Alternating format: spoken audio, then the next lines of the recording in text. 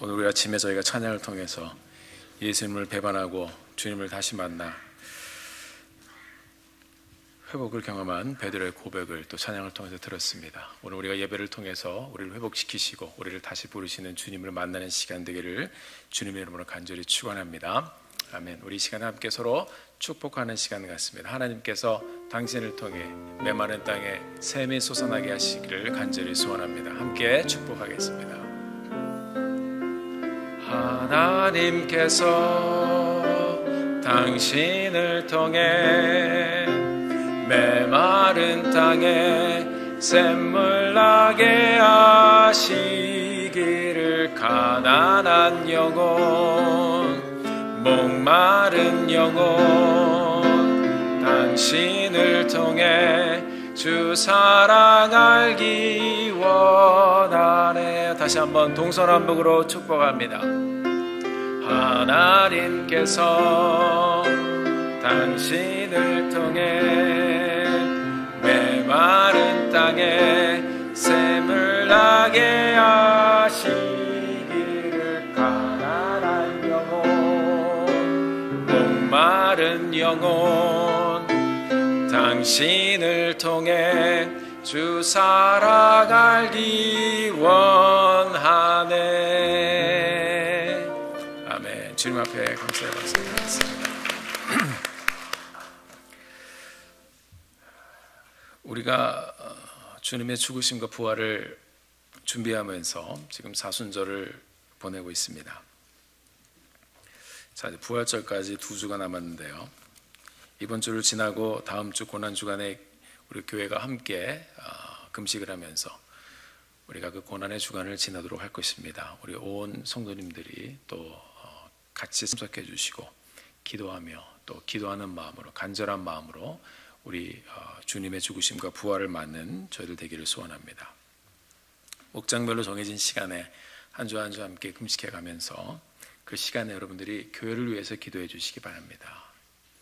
또 가정을 위해서 기도해 주시고 나라와 국가를 위해서 그리고 우리가 믿고 또 우리가 섬기는 주위의 모든 사람들을 위해서 저희들이 기도하기를 원합니다. 그리고 우리가 교회된 것에 하나님 앞에 정말 감사드리며 함께 기도하는 한 주간을 저희들이 세워가기를 소원합니다. 자, 예수님께서 예루살렘 밖에서 사역을 하실 때는 주님께서 병든 자를 고치시고 또 일으키시고 회복시키시고 말씀을 가르치셨고 기사와 이적을 보이시면서 예수님의 영적인 권위로 사람들을 다스리셨습니다. 자, 이제 바깥쪽에 계셨던 주님이 점점점 안으로 들어오십니다. 점점점 이 죽음의 길로 향해서 점점점 이 더 강팍한 사람들을 만나기 위해서 찾아오셨습니다. 참 아이러니한 것이 그 강팍한 사람들이 보면 이 시대의 성전의 지도자들이었습니다. 그리고 소위 말하는 리더들이었습니다. 오늘 본문을 보면 예수님께서 점점점 그들 사이로 가시며 이제 그들을 만나 가시며 그들의 삶을 뒤집으시는 그런 과정을 말씀을 통해서 보여주고 있습니다. 이스라엘 유대교의 중심지인 이제 예루살렘에 직접 들어오시는데 그 구약 시대부터 진행되어 왔던 제사의 모든 규례를 이제 주님께서 하나하나 그들을 만나시면서 뒤집기 시작하십니다. 종교 지도자들의 생각과 사람들을 묶고 있었던 모든 율법의 부정부패를 뒤집어 보시면서 스스로 이제 우리 주님께서 그들의 원수가 되시기로 작정을 하셨습니다. 이스라엘의 어느 누구도 도전하지 못했던 제사장들과 서기관들과 바리새인들의 종교적인 권위를 지적하시며 그들이 잘못되었다는 것을 대놓고 말씀하시고 또 예수님이 무엇을 어떻게 바꾸실 것인가를 말씀을 통해서 보여주셨습니다. 우리가 사순절을 지나가면서 또 오늘 본문 말씀을 통해서 예수님께서 행하신 일들을 함께 보며 우리에게 주시는 은혜를 생각해보는 시간을 갖게 되기를 소원합니다. 자, 오늘 본문 우리가 마가복음 11장 12절부터 보았는데 1절부터 쭉 보면 예수님께서 우리가 잘 아는 장면입니다. 나귀 스케를 타고 예루살렘 성에 입성하시는 장면으로 시작이 됩니다. 사람들이 환호했습니다. 예수님을 열렬하게 환영했습니다. 자, 그렇게 환영을 받고 입성을 하셨는데 그 후에 제자들을 데리고 베단이라는 곳으로 들어가셨어요. 그리고 그 다음날 베단에서 나오셨습니다. 예수님께서 예루살렘 성전으로 이제 가시는 길에 오늘 본문에 보니까 약간 시장하셨던 것 같습니다. 시장하셨다 기록이 되어 있습니다. 길에 무화과 나무 한 그루가 있었습니다. 근데 잎이 무성합니다. 그래서 뭐가 있나 하고 이제 가셨어요. 근데 잎사귀만 무성했습니다. 그리고 성경은 그때가 분명하게 열매가 맺힐 때가 아니다라고 이야기했습니다. 자, 그런데 예수님께서 나무에 대고 한마디를 하셨습니다. 이제부터 영원토록 사람이 내게서 열매를 따먹지 못하리라. 제가 옛날에 전도를 하다가요, 어떤 그 불신자 한 분하고 이 내용을 어디서 들으셨는지, 왜 예수님이 죄도 없는 무화과 나무를 이렇게 말리게 하셨냐고 저한테 따져가지고, 저도 뭐 얘기를 했는데 뭐 못 알아듣죠 뭐. 그래서 한참 동안 얘기하다가 그냥 가라 그랬습니다.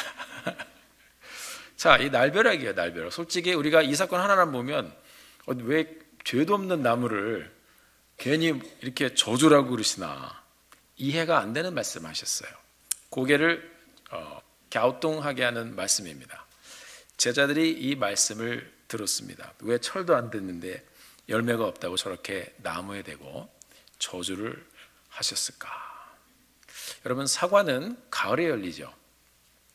그렇죠? 아니면 아니라고 말씀해 주세요. 가을에 열리기 시작하는데 한여름에 꽃도 안 폈는데 사과나무에 제가 가가지고 잎사귀만 무성하다고 나무에 왜 사과가 없냐고 우기면 되겠습니까?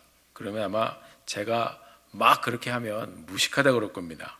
자, 이 과일이 열릴 철도 아닌데 시퍼런 여름날에 만약 제가 막 사과를 막 내놓으라고 나무에 사과가 없다고 막 뭐라 그러면 아마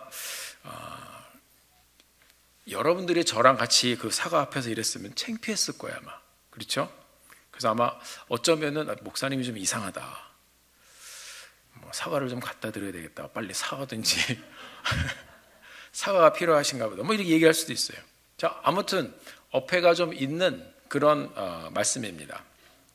제자들도 아마 좀 황당했었던 것 같아요. 누구 하나 나와서 지금 철도 안 했는데 무슨 이걸 무화과나무를 열매를 찾냐고 라고 말하는 사람도 없었습니다. 그래서 좀 황당한 나머지 제자들이 그냥 아무 얘기 못하고 앉아서 듣고 있었습니다. 자, 그리고 나서 제자들과 예루살렘 성전으로 우리 주님께서는 아무 일 없었듯이 그냥 들어가 버리십니다. 성전에 들어가니까 이제 오늘 본문에 펼쳐지는 기가 막힌 장면이 나와요. 자, 짐승을 매매하는 사람들이 있었고 돈을 바꾸는 사람들이 있었습니다. 예수님께서 매매하는 자들을 어떻게 하셨습니까? 오늘 본문에 보니까 15절의 말씀에 내어 쫓으셨습니다. 주님이 아주 화가 나셨어요. 오늘 본문과 똑같은 상황을 요한복음 2장에 보면 15절 말씀에 조금 더 자세하게 기록을 하고 있습니다.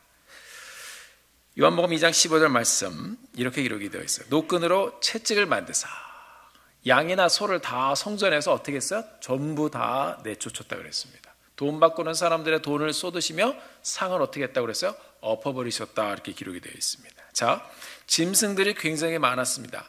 양이 있었고 소도 있었습니다. 그리고 비둘기도 있었습니다. 제사에 드려질 수 있는 짐승들이면 전부 다 갖다 팔았어요.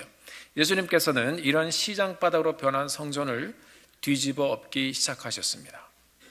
누구에게 물어보지도 않았습니다. 갑자기 일어난 상황입니다.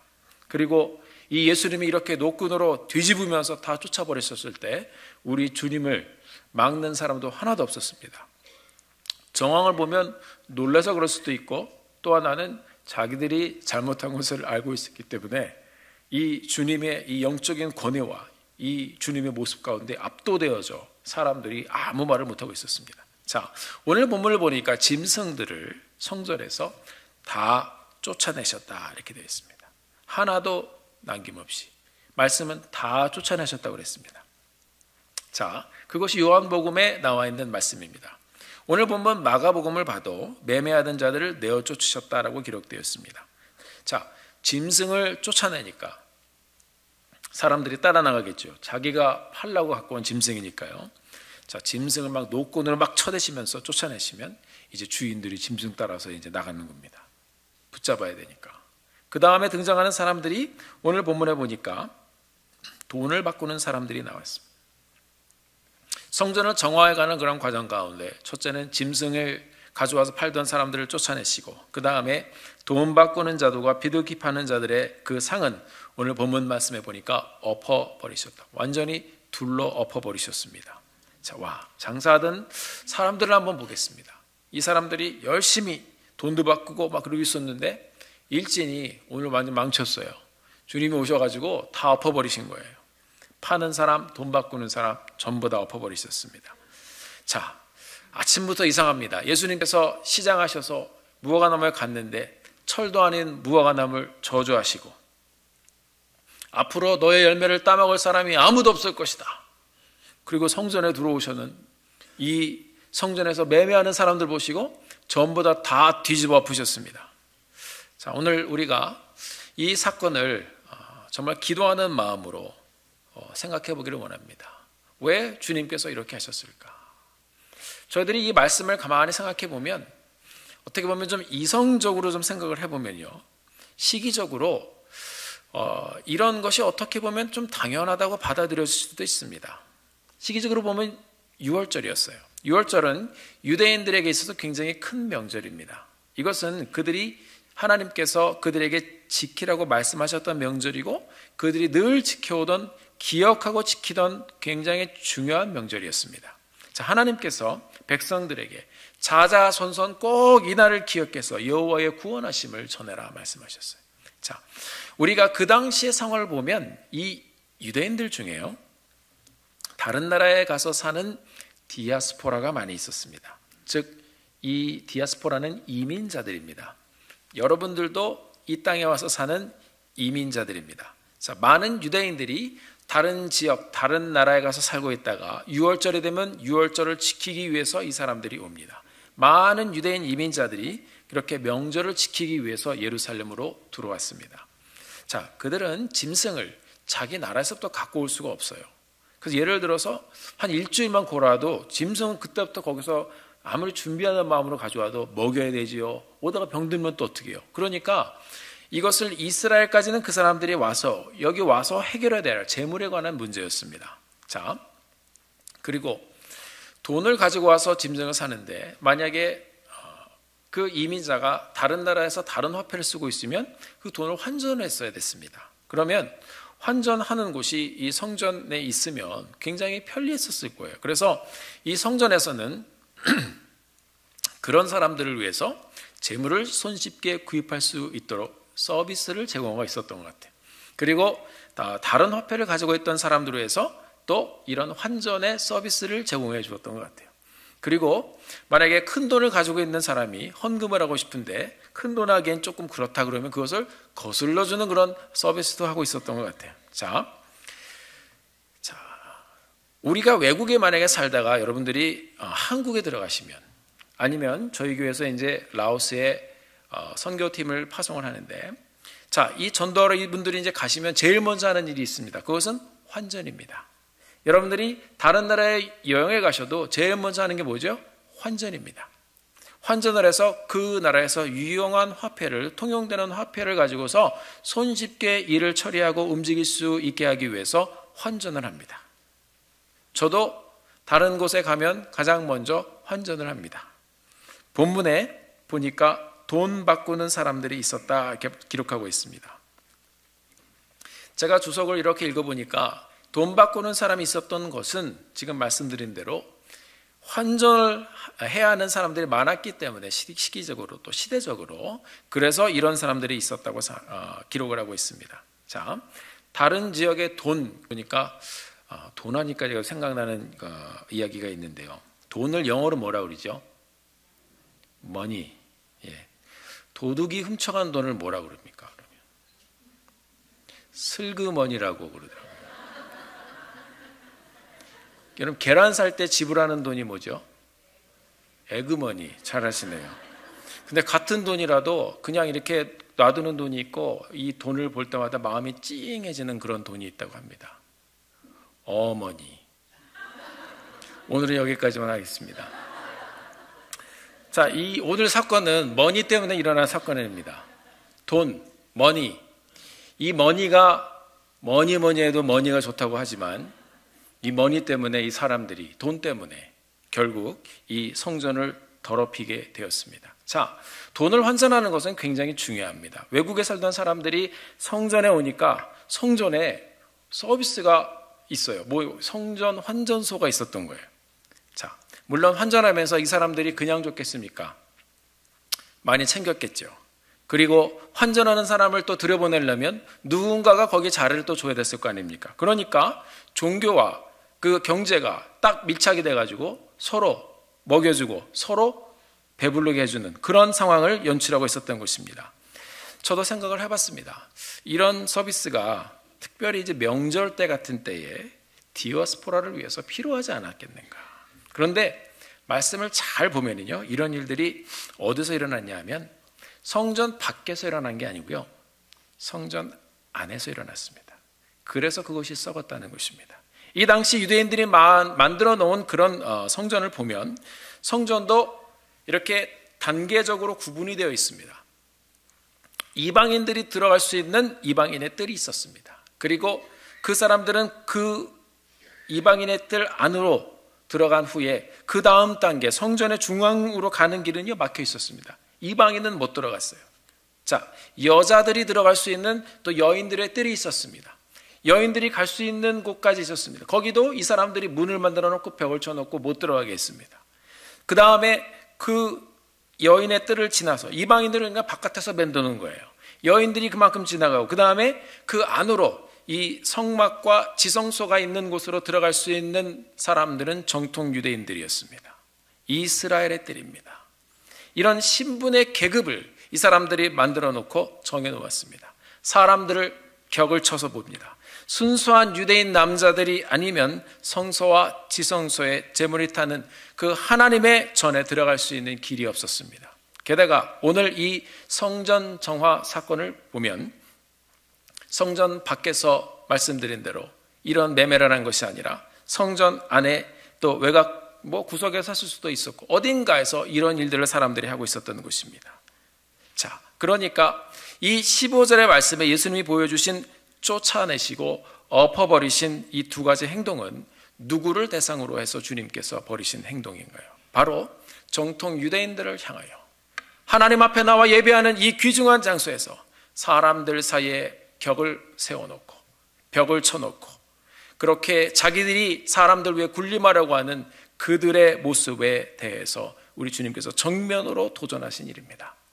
일반인은 감히 상상할 수 없는 그런 일이었습니다. 자, 짐승을 성전 안에 가지고 들어와서 매매하는 자들을 주님께서 다 내어 쫓아버리셨습니다. 그리고 돈 바꾸는 자들과 비둘기파는 자들의 의자와 상을 전부 다 둘러 엎어버리셨습니다. 쫓아내셨다는 단어가 나오고 둘러 엎으셨다는 단어가 나옵니다. 오늘 이 마가복음에서 기자가 두 개의 중요한 단어를 우리에게 들려주고 있습니다. 쫓아냈다, 둘러 엎었다.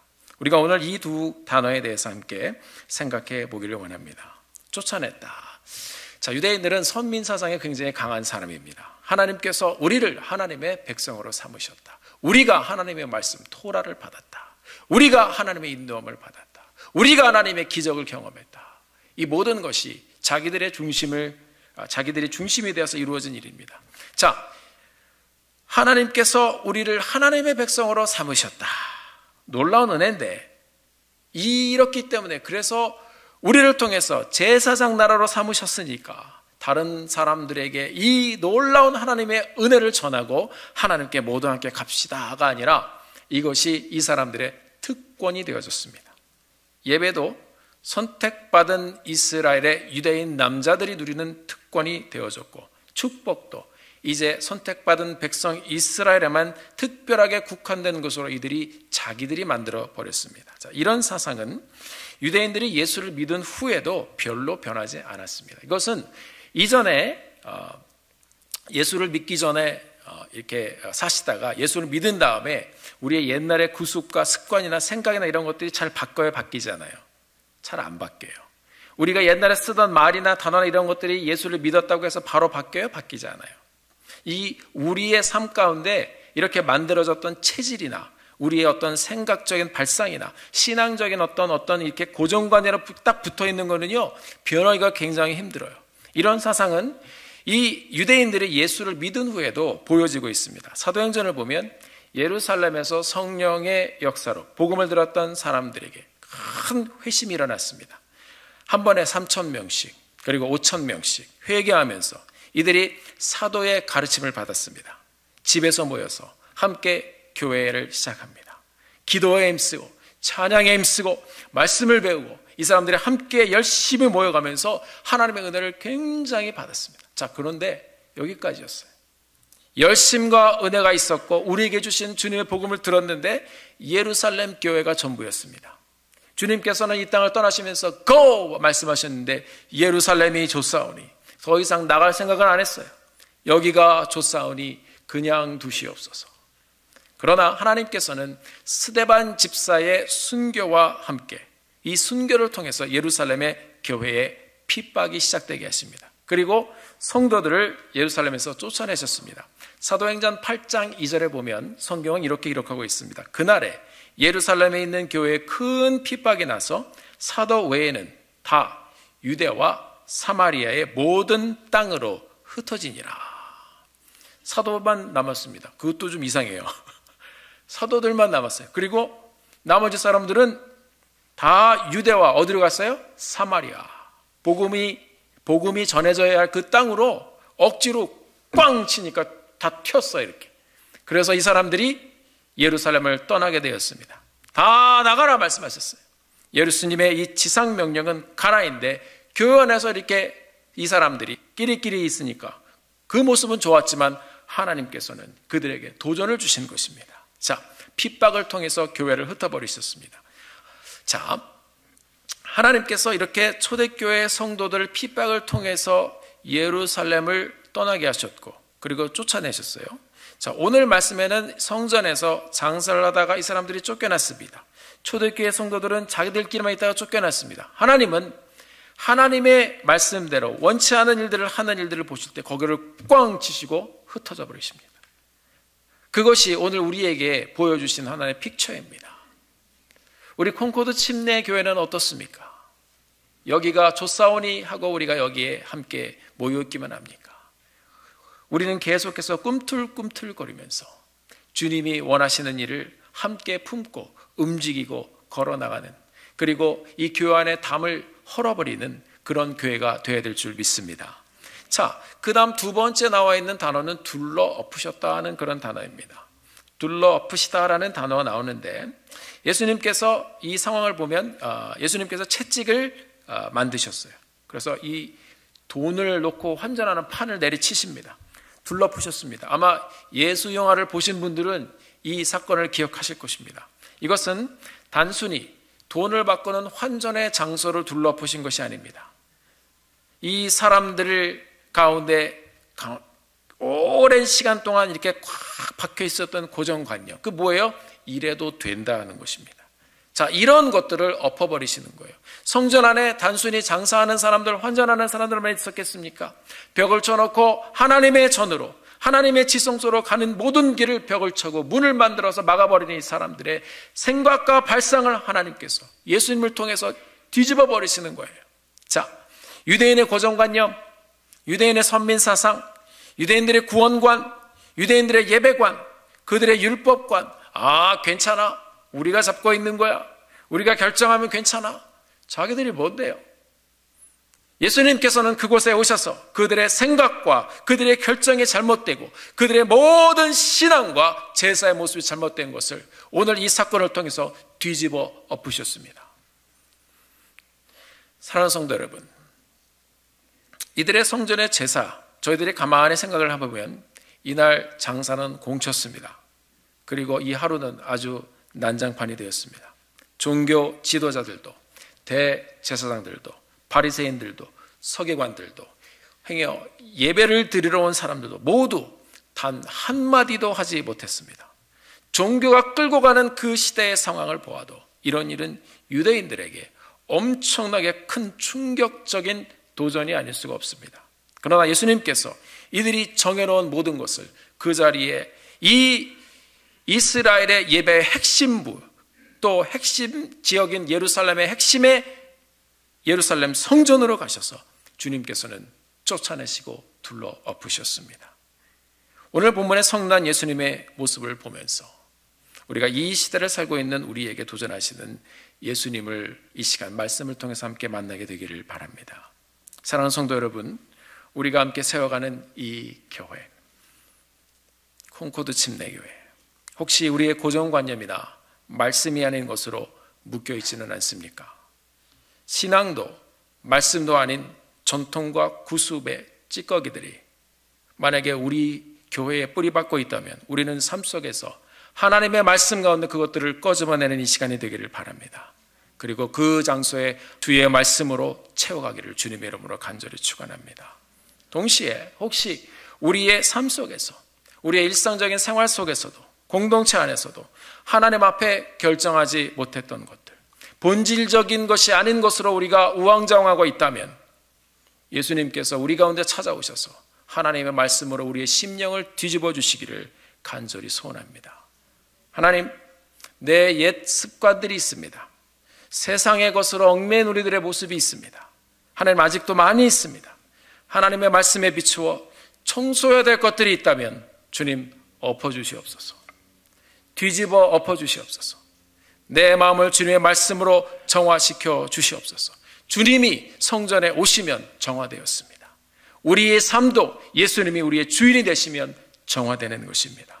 우리의 생각을 주의 말씀으로 정화시키고 주님이 원하시는 하나님의 사람들로, 주님의 성도들로, 교회로, 그런 가정으로 다시 일어나게 되기를 주님의 이름으로 축원합니다. 예수님께서 많은 장사꾼들을 성전에서 내어 쫓으셨습니다. 그리고 그들의 장사판을 엎어버리시고 말씀하십니다. 이제 그들이 생각하고 있었던 전통을 넘어서 하나님의 말씀으로 다시 돌아가라고 이들에게 말씀을 선포해 주셨습니다. 여러분, 하나님의 말씀밖에 없는 것입니다. 17절 말씀, 이에 가르쳐 이르시되 기록된 바 내 집은 만민의 기도하는 집이라 칭함을 받으리라 하지 아니하였느냐? 너희는 강도의 소굴을 만들었도다. 강도의 소굴을 만들었더라. 소굴이란 말씀 자체가, 단어 자체가 뭐예요? 집단적인 의미를 가지고 있습니다. 그러니까 이 성전에서 일어나는 모든 일들, 사람들이 집단적으로 함께 짜고 치는 고스톱같이 자기들이 이 판을 짜고 사람들과 예배 자체도 하나님의 말씀대로 가는 것이 아니라 사람의 생각대로 움직이려고 했던 것입니다. 주님께서 말씀하십니다. 17절, 만민이 기도하는 집이다. 여러분, 이 말씀 들어보지 않았습니까? 지난주에 우리 설교 말씀의 본문이었습니다. 이사야서 56장 7절, 그 말씀을 인용한 것입니다. 자, 선민 사상이 깊이 지배하는 이스라엘 사람들은 하나님의 예언의 말씀을 마음에 두지 않았습니다. 이사야서에서 하나님은 분명하게 여호와와 연합한 이방인들에게 주시는 축복과 세워주심에 대해서 말씀해 주셨습니다. 56장 7절, 내가 곧 그들을 나의 어디로 인도하여? 성산으로 인도하여. 기도하는 어디서? 내 집에서, 하나님의 성전에서 번제를 드릴 수 있도록, 그리고 그들의 희생의 제물을 그 제단에서 드릴 수 있도록 그것을 내가 또 기꺼이 받게 될 것이라고 했는데 못 들어가게 했어요.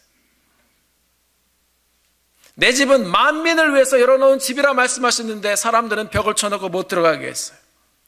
이방인들이라도 하나님을 믿고 순종하고 섬기면 그들이 하나님의 성산으로 인도해내실 거라고 하나님 분명히 말씀해 주셨습니다. 하나님의 집에서 그들도 기쁨으로 담이 없이, 경계가 없이 성소의 중앙으로 나와 하나님 앞에 제사할 수 있도록, 그들의 번제와 그들의 희생은 이 단에서 내가 기쁘게 받을 것이다 라고 말씀으로 선포하셨는데 인생은 그것을 막아버렸습니다. 단에서란 말은 성전 제사의 중심을 이야기합니다. 그 하나님의 예물이 활활 타오르며 회개의 열매, 회개의 제물, 감사의 제물을 거리낌 없이 드릴 수 있도록 하는 그 제사의 장소. 그런데 그곳을 막아버렸습니다. 너희들은 저 바깥의 뜰에서나 서 있어라. 이방인들을 향한 하나님의 그 축복의 말씀을, 하나님의 말씀을 받았다는 사람들이 막아버리고 있었습니다. 이 예배의 처소는 너희들을 위한 장소가 아니라 만민이 기도하는 장소이다. 모든 믿는 자들이 나를 찾고 나를 만나는 장소이다. 그것을 주님께서 선포하셨습니다. 사랑하는 성도 여러분, 그러나 사람들이 만든 율법이 하나님이 열어놓으신 길을 닫아놓고 있었습니다. 이 성전의 중심에 이방인들도 못 들어오고, 죄인들도 못 들어오고, 외지인도 못 들어오고, 병든 사람도 못 들어오고, 여자들도 못 들어오게 다 성벽을 막아놓았습니다. 그들이 하나님을 만나길 원해도 가지를 못했습니다. 주님께서 이 땅에 오셔서 하신 사역들이 무엇입니까? 치유해 주셨습니다. 그들은 부정하다고 해서 성전에 못 들어왔습니다. 주님이 치유해 주신 이유가 있어요. 그것은 그 치유만 보면 우리가 안 돼요. 하나님께서, 우리 예수님께서 그들을 치유해 주시고 이제 너희들도 예배하러 들어가라. 귀신 들린 자들 치유해 주시고 이제 너도 예배하러 들어가라. 간음했던 여자도 용서해 주시고 너도 예배하러 들어가라. 이방인들도 만나 주시고 너도 예배하러 들어가라. 사마리아 우물가인 여인들 만나 주시고 너도 이제 하나님의 전으로 예배하러 가거라. 여러분, 예배의 길을 열어주시기 위해서 우리 같은 사람도 부르시고 치유하시고 용서하시고 회복해 주신 거예요. 그 예배 현장으로 하나님께서 우리가 다 모여 함께 하기를 원하시는 거예요. 예수님께서는 이들이 이렇게 만들어 놓은 자기들이 중심이 되어 남도 들어가지 못하게 하는 이 예배의 장소인 성전을 뒤집어 엎어버리셨습니다. 그런 성전은 필요 없다. 그리고 십자가에 달리셨을 때 성전의 가장 중심에 있었던 것이 무엇입니까? 성소와 지성소를 연결하고 그곳을 막고 있었던 휘장을 아주 찢어버리셨습니다. 하나님의 절규가 그 안에 있어요. 예수님의 죽음의 의미가 그 안에 있어요. 다 와라. 내가 여기를 열어 놓았다. 만민에게 열어주어야 할 이 성전, 제사장 나라로의 책임을 맡았던 이스라엘이 사명을 잃어버리고 돈을 바꾸어주고 재물을 성전 안에 들어와 팔고 담과 문을 만들어서 사람들이 성전의 중심에 들어오는 길을 다 막아버리고 계층을 만들고 하나님을 믿는 것이 무슨 특권인 것처럼 종교적인 우월의식에 빠져있는 유대인들과 종교 지도자들을 향해서 너희들은 하나님의 은혜를 강탈하는 강도다 이놈의 새끼들아 라고 나와 있지는 않지만 저도 이 말씀 묵상하면서 이 치밀어 오르는 무엇인가가 있었습니다. 얼마나 우리 예수님이 열이 받으셨으면 뒤집어 엎어버리셨을까. 사랑하는 성도 여러분, 우리 콩코드 침례 교회, 주님의 피값으로 사신 교회입니다. 하나님의 은혜를 간구하며 찾아오는 모든 사람들이 이 성전의 중심으로 십자가를 바라보고 주의 사랑과 은혜에 의지하여 모여들 수 있도록 문을 열고 벽을 허는 그런 교회가 되어지기를 주의 이름으로 축원합니다. 여러분, 이 예배의 장소를 한번 보십시오. 들어오면 바로 십자가가 보입니다. 상징적인 것이지만 우리에게 굉장히 중요한 주님의 죽으심을, 하나님의 은혜가 무엇인지를 보여주는 하나의 증표입니다. 말씀이 전해질 때 벽이 없어요. 더 잘 들으라고 스피커도 확 올려놨습니다. 생명의 말씀과 기도가 울려 퍼질 때 모두가 동일하게 그것을 받을 수 있습니다. 앞으로 그렇게 되도록 길을 활짝 열어가는 교회가 되어지기를 주님의 이름으로 축원합니다. 아무리 이렇게 우리가 다 열어놓고 예배를 드려도 스스로 예배를 오지 않으면 할 수 없지만 누구든지 하나님 앞에 하나님과 대면하여 예배하는 그런 교회, 누구든지 와서 하나님께 나올 수 있는 교회, 그런 교회가 되기를 주의 이름으로 축원합니다. 이 교회가 종교적인 기득권이 오늘 본문의 말씀처럼 득실거리기 시작하면 여기도 강도의 소굴이 되는 것입니다. 그런 주님께서 말씀하신 강도의 소굴이 되지 않는 교회 되기를 바랍니다. 누구든지 목마르거든 내게로 와서 마셔라. 하나님의 복음과 말씀으로 서로에게 활짝 열린 교회가 되어서 하나님의 역사와 말씀과 은혜와 축복이 넘치는 그런 콩코드 침례의 교회, 시대적인 사명을 함께 감당하며 더 많은 사람들에게 이 복음의 메시지를 들려줄 수 있는 교회 되어지기를 예수 이름으로 축원합니다. 그렇습니다. 이제 주님께서 말씀하신 대로 그 예언이 성취가 되어집니다. 전통을 넘어서 이제 하나님의 말씀으로 돌아가야 되는 것입니다. 하나님의 성전은 만민이 기도하는 곳이다. 세상은 그렇게 움직여가고 있습니다. 오늘 본문의 마지막 부분을 보면 예수님께서 성전 정화라고 나오셨어요. 이제 사람들이 이제 이를 부득부득 갈고 있죠. 저 예수를 죽여버리자.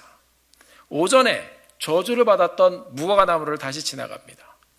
보니까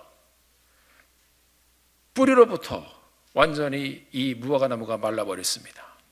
사랑하는 성도 여러분, 무화과 나무는 이스라엘을 상징합니다.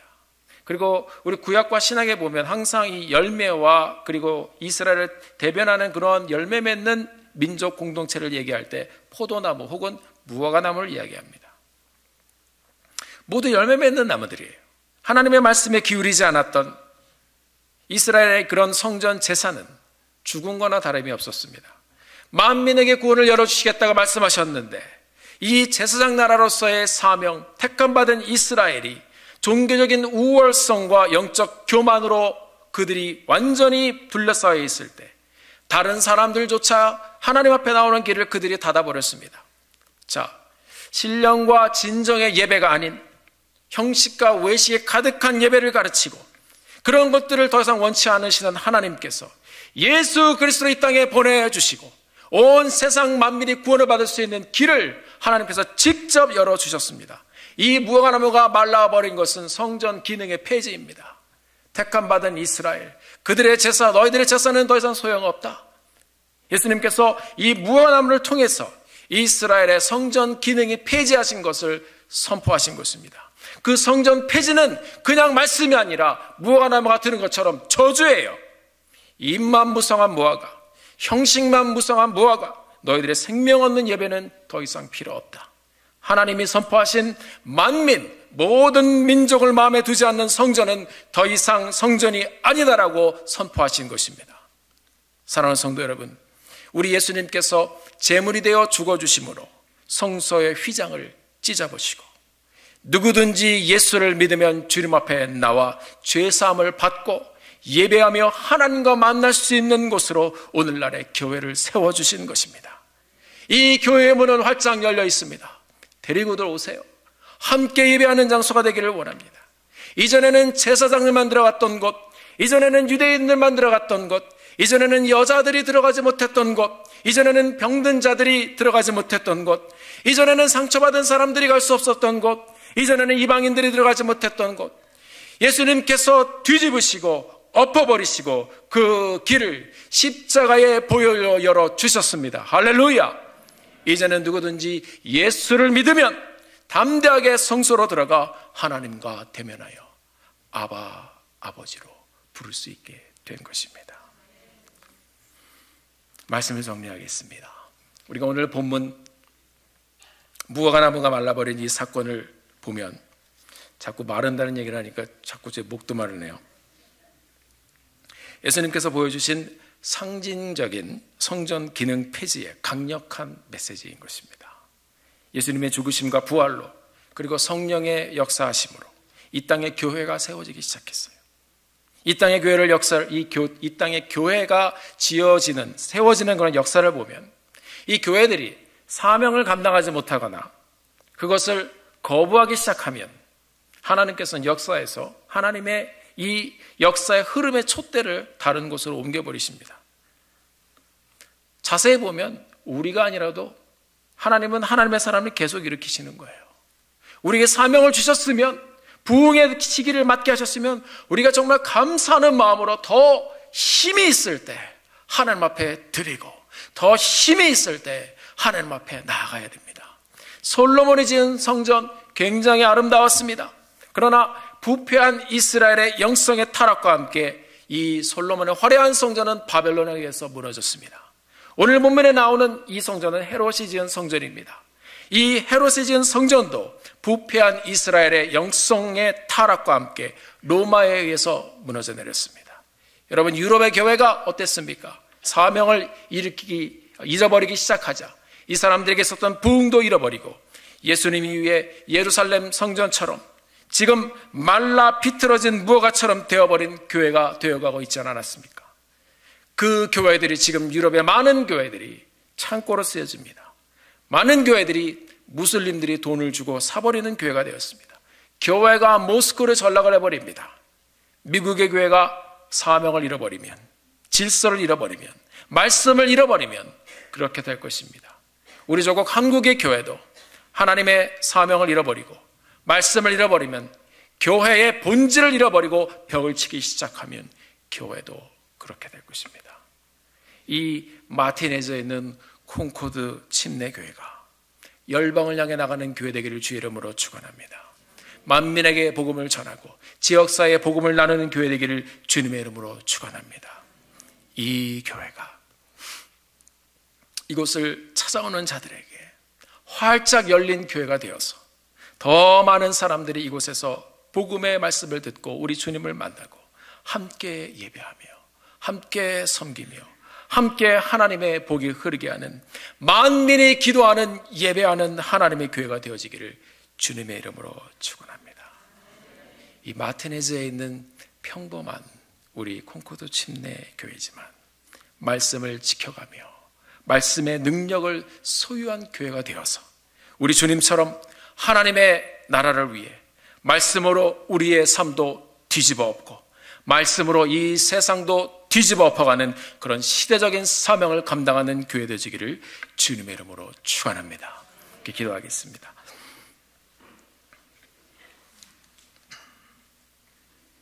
하나님,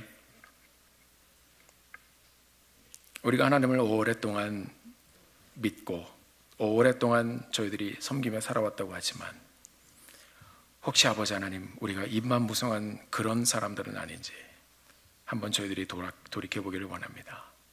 내 집은 만민이 기도하는 집이라.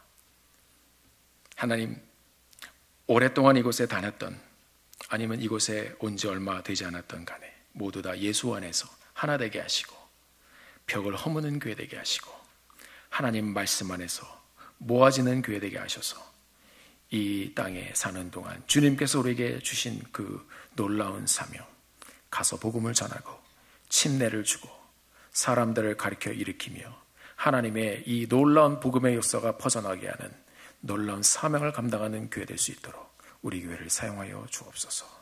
하나님, 주님을 의지합니다. 이 모든 말씀 예수님의 이름으로 간절히 기도드렸습니다. 아멘.